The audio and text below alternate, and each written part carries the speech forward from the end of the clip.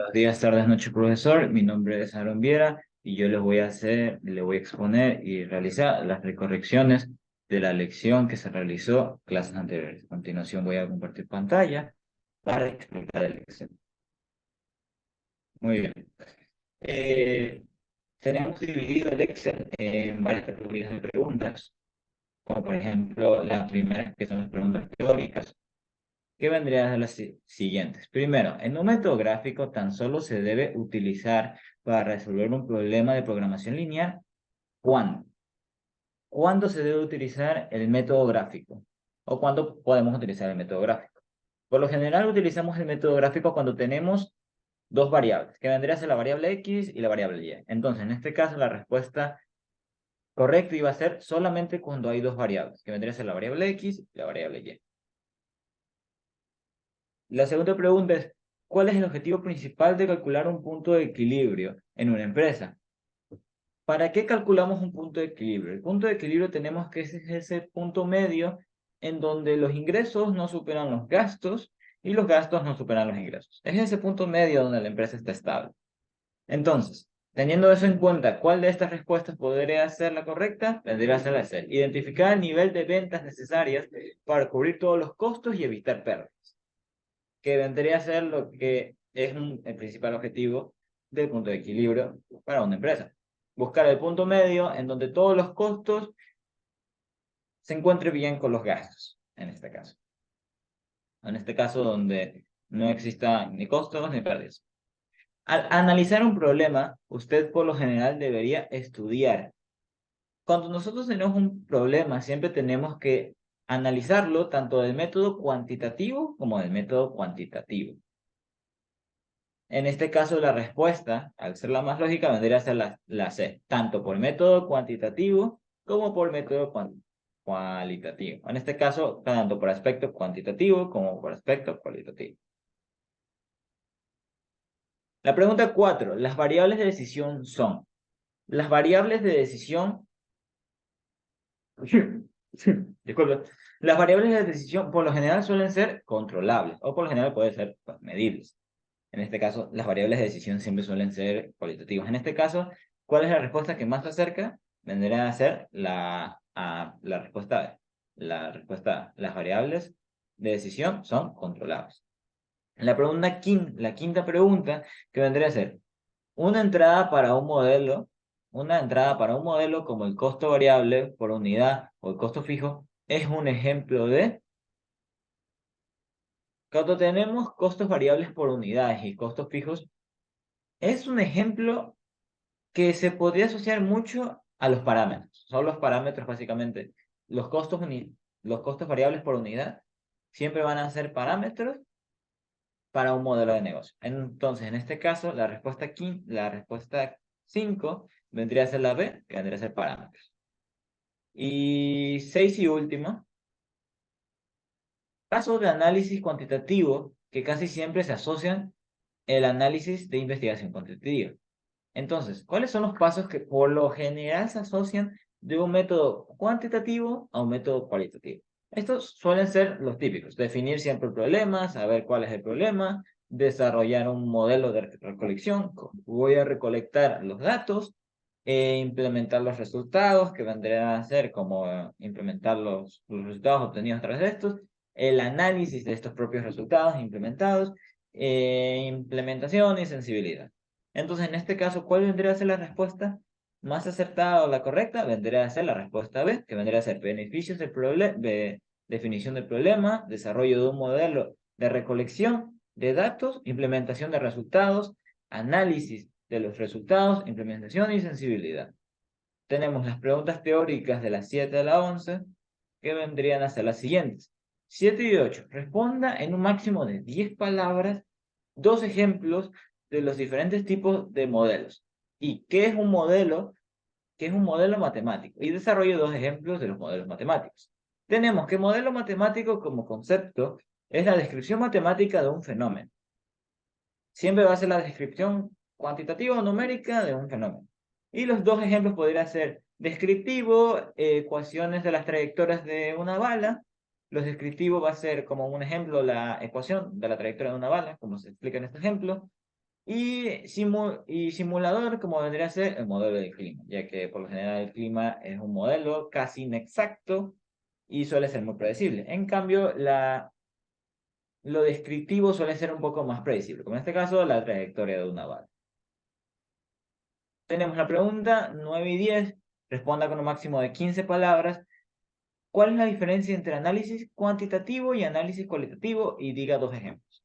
Bueno, tenemos que el análisis cuantitativo mide cantidades y cualitativo describe características. El análisis cuantitativo suele ser más preciso, suele ser mucho más numérico, mucho más exacto, por ende, maneja cantidades exactas. Mientras el análisis cualitativo suele ser mucho más visual, mucho más a la percepción, por eso siempre describe más características. Y los ejemplos podrían ser método cuantitativo, el número de personas que votaron en las elecciones, que vendría a ser mide cantidades exactas del número de personas en las elecciones, y método cualitativo las opiniones de los votantes sobre los candidatos, sobre el candidato ganador. Que eso también está midiendo características, entonces sí. Y la pregunta 11, ¿qué sucede con el punto de equilibrio si los costos fijos aumentan? Si los costos fijos aumentan en un punto de equilibrio, obviamente el punto de equilibrio va a aumentar. Porque si el punto de equilibrio es ese punto medio donde los costos y los gastos no superan ninguno del otro, entonces si el costo fijo aumenta, obviamente los gastos fijos en este caso también aumentarían, las ganancias también aumentaría, todo aumentaría. Por ende, el punto de equilibrio por sí solo también aumentaría. Tenemos las preguntas teóricas prácticas que vendría a ser de la 12 a la 15. Completen con la frase adecuada. De hecho, ahí hay un error, debería ser completo. La pregunta 12 es, el método enfocado es el método que enfoca científicamente para la toma de decisiones administrativas. ¿Qué modelo se enfoca más en la parte científica? O en este caso, ¿qué modelo? Sabemos qué modelo se enfoca a nivel científico. Sabemos que si es científico es a nivel más cuantitativo. Entonces, si es a nivel más cuantitativo, vendrían a ser métodos cuantitativos. La pregunta 13 vendría a ser, ¿es el primer paso de un análisis cuantitativo? El primer paso para un análisis tanto cuantitativo vendría a ser la identificación de producción. O en este caso, identificar la identificación de producción, ya que en los métodos cualitativos suele ser la identificación del problema. Ahora bien, la pregunta 14 es una imagen, un dibujo, una gráfica, una representación de la realidad.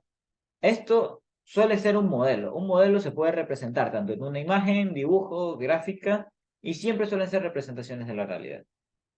Y la pregunta 15, una serie de pasos que se repiten hasta encontrar una solución que se llama algoritmo. Los algoritmos son esa serie de pasos o esa serie de programas que nos ayudan a resolver problemas. Tenemos la pregunta 16 y 17, el ejercicio de taco y villa. Este ejercicio valía 3 puntos y dice, Bilten Suplin vende todo tipo de equipo para, de equipo para brillar y quiere fabricar su propia manera de hacer tacos. Kiki Fanny, la gerente de producción, está investigando la producción de un taco de brillar estándar, que debería ser muy popular después de analizar los resultados de Misters.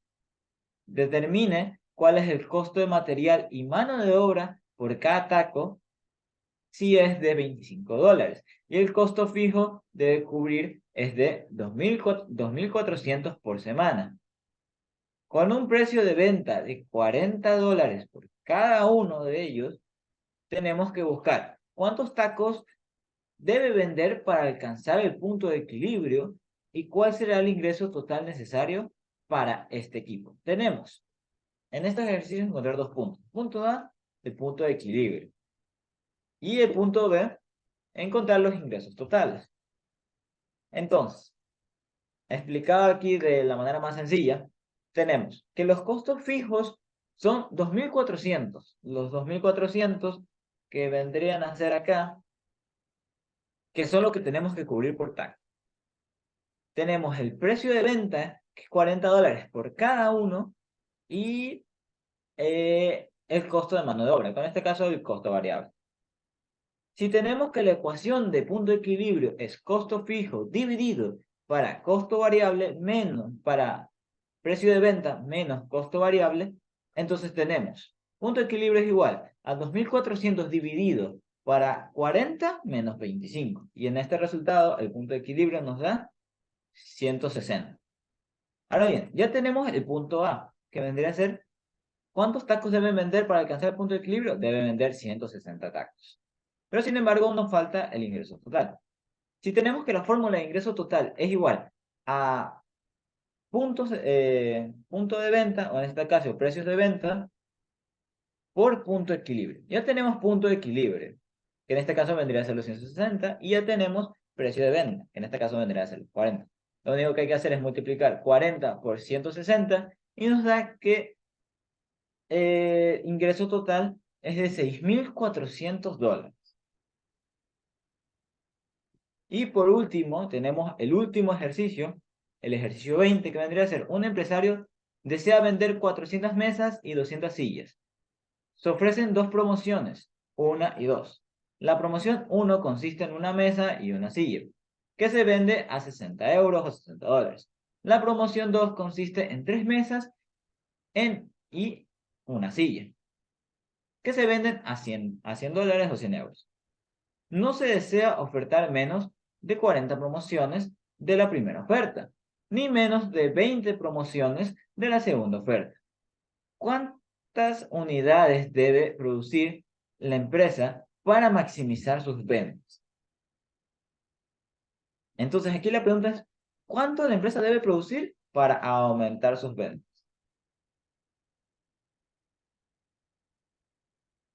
En este caso, para aumentar nuestras ventas, como tenemos las dos primeras variables, tenemos la variable X y la variable Y. La variable X, que vendría a ser número de promoción 1, que vendría a ser una mesa por una silla, y la variable Y, que vendría a ser el número de promoción 2, que vendría a ser una variable por el número de sillas, que vendría a ser una mesa por una silla. No, la variable 2, que vendría, la oferta 2, que vendría a ser tres mesas por una silla. Entonces, y tenemos que la función objetiva, que vendría a ser igual a, función objetiva, que es igual a 60x más 100y. Básicamente porque 60x es lo que cuesta, es el costo de la oferta 1 y 100y es el costo de la oferta 2. Entonces, una vez realizado, una vez definido cuáles son las variables y cuáles son nuestras funciones objetivas, tenemos las restricciones. En este caso, realizar nuestro cuadrito donde tenemos que la primera oferta vendría a ser una mesa por una silla y la segunda oferta vendría a ser tres mesas por una silla. Aquí voy a meterme conmigo. Y tenemos que la disposición vendría a ser $400 y $200. ¿De dónde salen esos $400 y $200?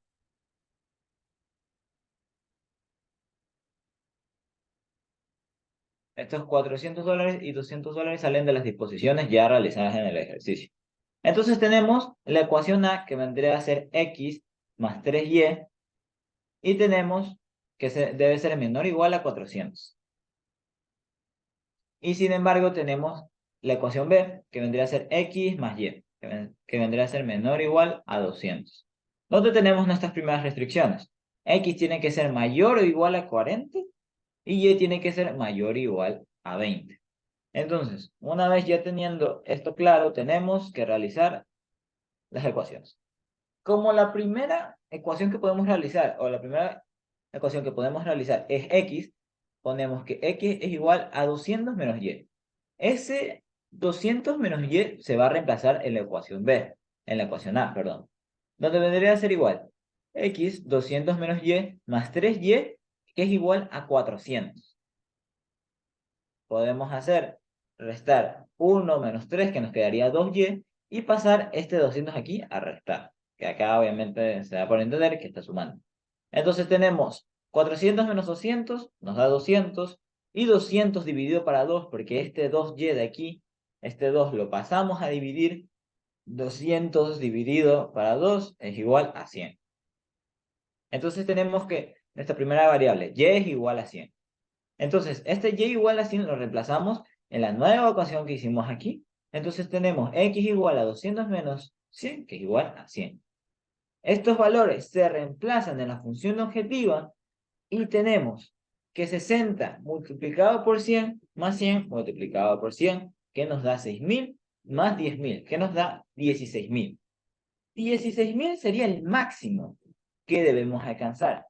Sin embargo, al realizarlo también por función gráfica, que tenemos aquí la gráfica, donde tenemos los puntos de corte y las ecuaciones. 3x más y, que es igual a 400, 2x más y, que es igual a 200.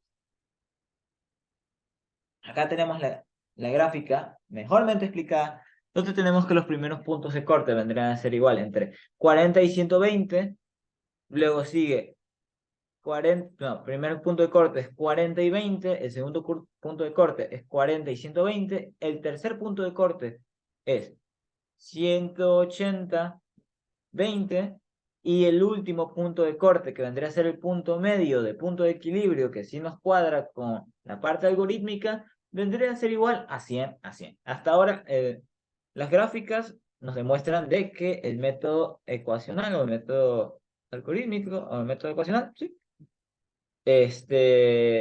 cumple con las reglas. Pero igual debemos reemplazar cada uno de los puntos de las gráficas para encontrar el punto máximo. Entonces tenemos que, si el primer punto es 40 y 20, reemplazamos en función objetiva 60 por 40 más 100 por 20, que nos da 4.400. Ahora nos acercamos, lo mismo hacemos con el punto 2, 40 y 120, que en este caso se reemplaza la función objetiva y nos da 14.400. La función 3, que tenemos 180 y 200. Se reemplaza la función objetiva del punto 3, 180, 60 por 180 más 100 por 20, que nos da 12.200. Y F, en este caso vendría a ser el último punto, que vendría a ser 100%, que vendría a ser igual a 16.000. Entonces tenemos que con 100 promociones de cada una se obtiene una ganancia máxima de $16.000. ¿Qué es lo que nos pide en el ejercicio? Tanto explicado de método gráfico, o en este caso de método gráfico como de método algorítmico. Y eso es todo, muchas gracias, espero que les haya servido. Yo me despido de aquí, hasta la próxima.